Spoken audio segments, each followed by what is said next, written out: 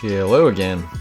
So today I am going to be demonstrating FSD 13.2.2.1. So this is the latest and greatest Tesla full self-driving autonomous software. So this is supervised, obviously, but it's good enough where, in my opinion, I don't think it needs to be supervised at this point. And you'll see it goes from door to door. So starting in this neighborhood, we're heading to the Aquarium for a birthday party, and it is just perfect. You see how it swerved around those cars that were parked in kind of the middle of the road, but incredibly smooth and exactly how I would have done it. Maybe a little bit better than how I would have done it. Takes that turn super smoothly.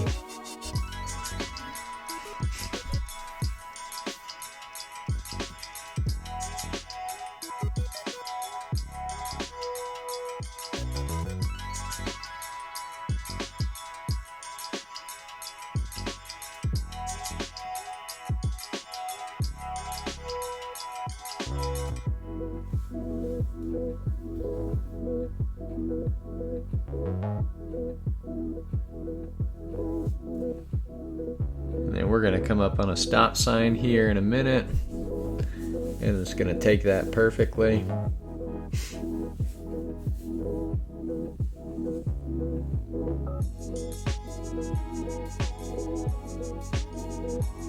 Coming to a complete stop, so it's following the traffic rules there.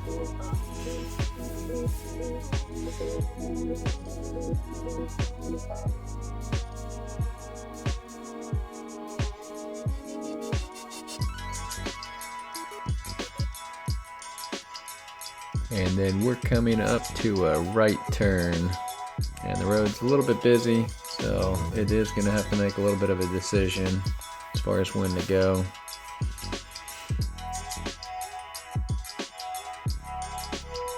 And you can see it's creeping up.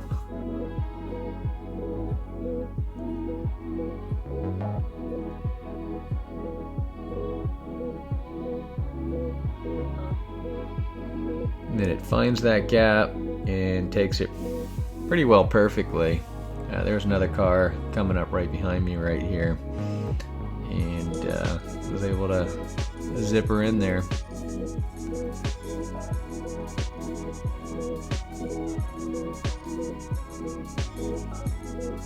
The software wants me to put some pressure on the steering wheel every so often so that it knows I'm paying attention.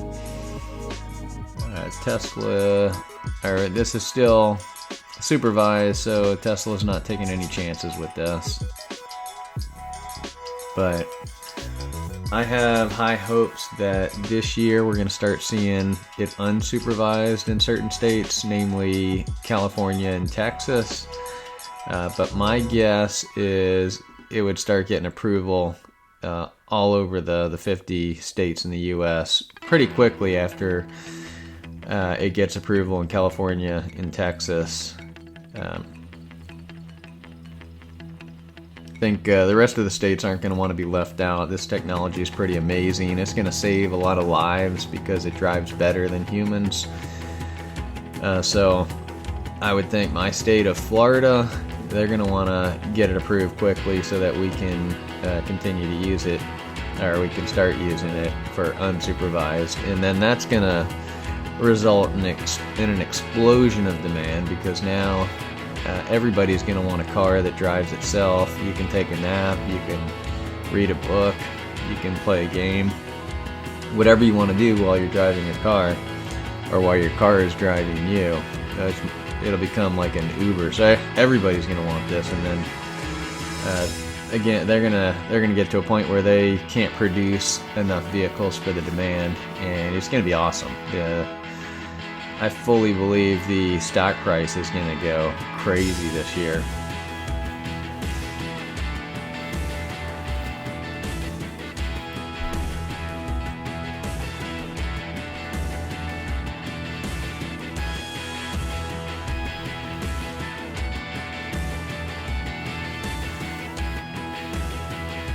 So this road is just a highway, and there's not much going on here, but we will get up to a turn, and it takes a turn pretty well.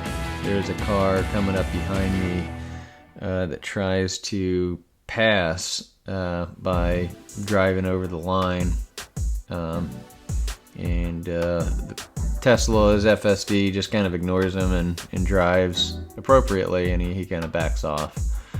You'll see that in just a second. You might see him on the screen down below. See, there's the yellow lines, the caution lines. So he was trying to come up behind me, but you don't even see that. But the light's green, and it goes right away.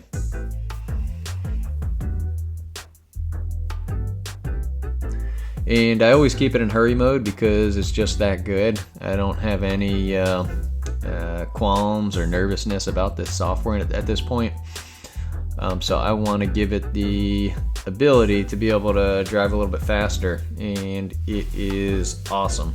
I have not seen a single instance that made me nervous so far with version 13.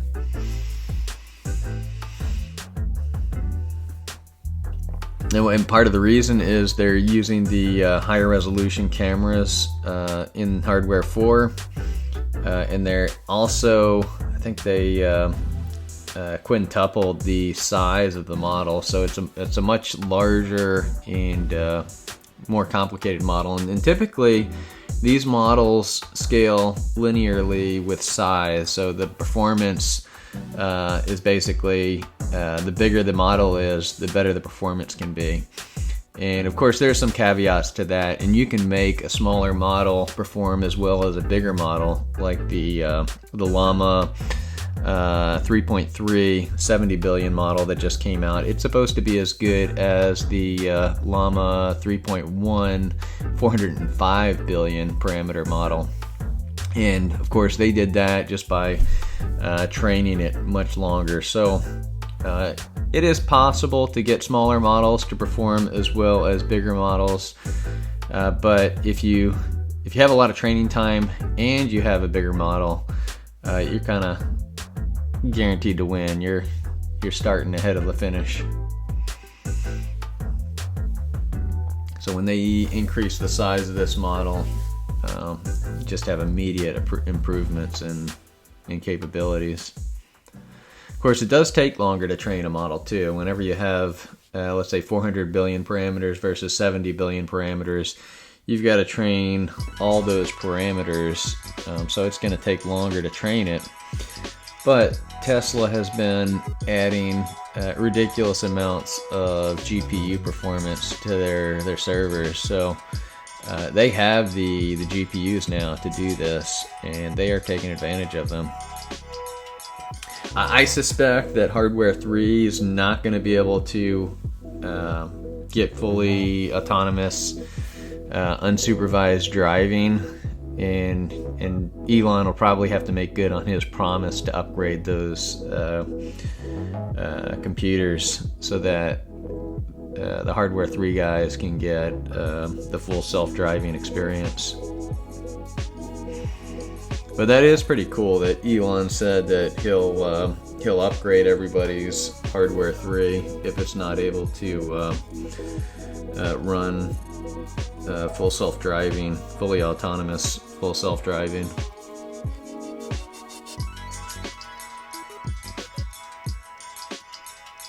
And we are stuck in traffic for a little bit, but now it's going.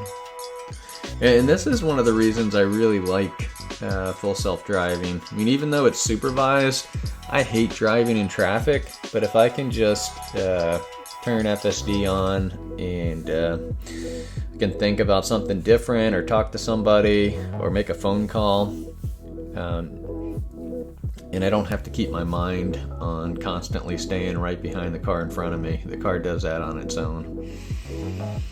Yeah, and typically I'll turn this on whenever I hit traffic and then turn it off whenever I've got an open road, because it's just fun driving this car on the open road. Not so much whenever you're stuck in traffic.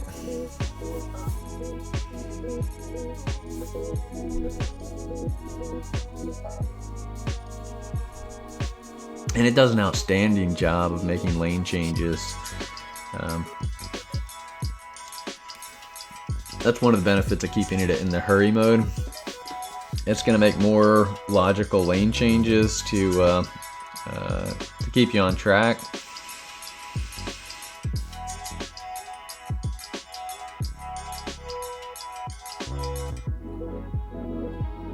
But also it doesn't do any lane changes that make me even remotely nervous. So it's like a professional driver or a chauffeur.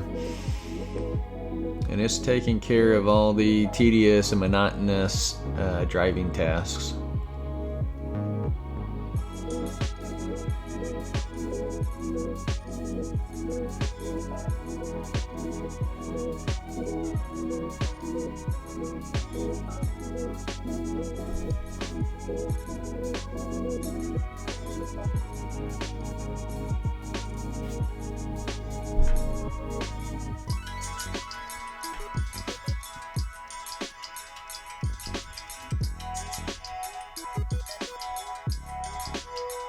We are getting closer to destination now.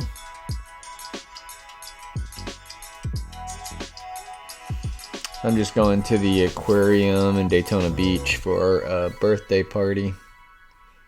Really nice little aquarium.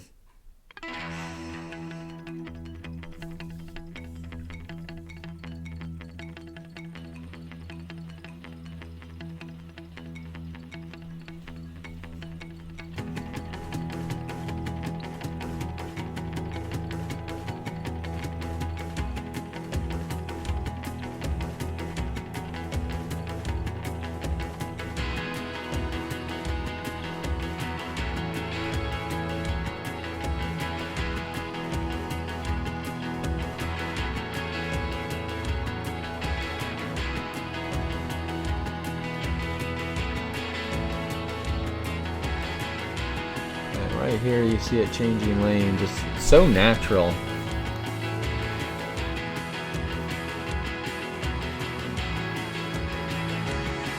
Turns the blinker on, uses the blinker appropriately. Most of the time human drivers do not use the blinker appropriately. And it gets over smoothly. And the coolest thing is it's looking in every direction at once.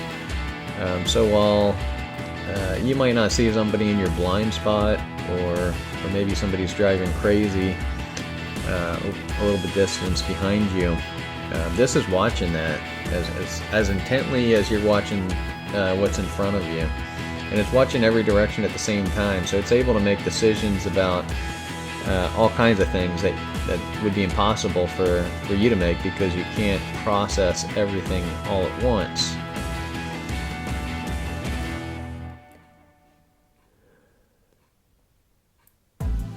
And then even if you're an expert driver and you're aware of your surroundings all the time, you might be tired sometimes, or just thinking about something different. Maybe your mind is on somewhere else, and this is gonna be 100% all the time. Whereas maybe you're 60% today because you're tired, you didn't get as much sleep as normal, like you saw me yawn. And this thing is driving like someone that's been on Adderall and is a few cups of coffee, but it's at 100% all the time. And that is really awesome.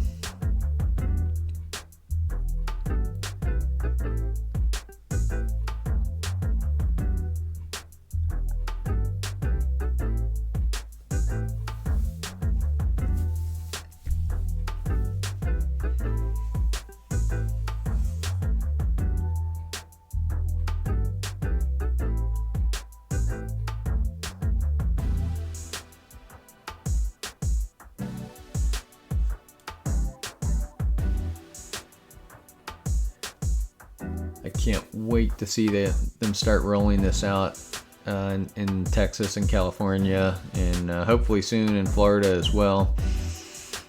The I'm looking forward to seeing what the app looks like, because the app's going to be really important. That's going to be how people hail rides and get picked up in a Tesla.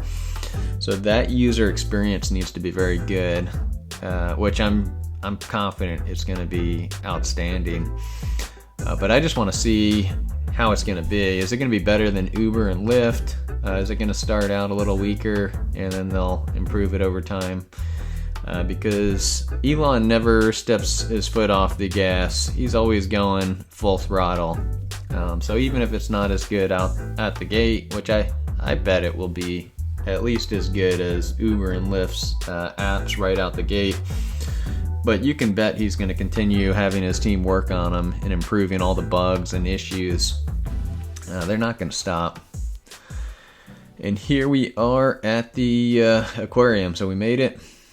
And I'm going to take over shortly, just so I can get into that parking spot. I'm just going to pull straight in. I could let this thing drive itself or self-park, but then it's going to back in. It's going to have to go back and forward a few times. So it just turns a 10-second parking job into a 2-minute parking job, and just want to park and get going to that party. Anyway, hope you enjoyed the video. If you did, please like and subscribe, and that will allow me to create more of these videos in the future. Thank you. Cheers.